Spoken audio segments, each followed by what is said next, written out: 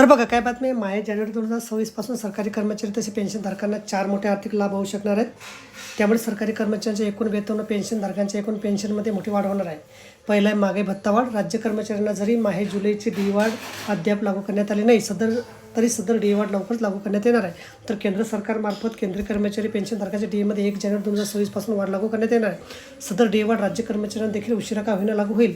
दोन आहे डी वाढीचा फरक. राज्य कर्मचाऱ्यांना माहे जुलै 2025 मधील 3% वाढ डी जानेवारी वेतनासोबत अदा केला जाणार असल्याची बातमी सूत्रानुसार समोर येत आहे. त्यामुळे माहे जुलै ते डिसेंबर 2025 पर्यंत 6 महिन्याचा डीएचा फरक अदा केला जाईल.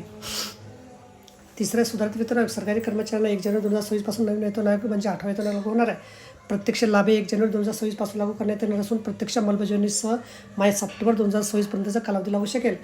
चौथा वेतन वाढ. प्रोत्साहन भत्ता फरक. अनेक कर्मचाऱ्यांना वार्षिक वेतन वाढ माहे जानेवारी महिन्यात असते, त्यामुळे सदर कर्मचाऱ्यांना या महिन्यात वार्षिक वेतन वाढीचा फरक मिळणार. तर आदिवासी नक्षलग्रस्त भागात कार्यरत असणाऱ्या 6व्या वेतन आयोगापासून मूळ वेतनाचे 15% किमान 200 रुपये व कमाल 1500 रुपये कमाल मर्यादित प्रोत्साहन भत्त्याचा फरक अदा केला जाणार आहे. तर बघा अशा प्रकारे अत्यंत महत्त्वाची माहिती आपल्याला समजली असेल. व्हिडिओ सुद्धा आवडल्यास लाईक करा, शेअर करायला विसरू नका. धन्यवाद.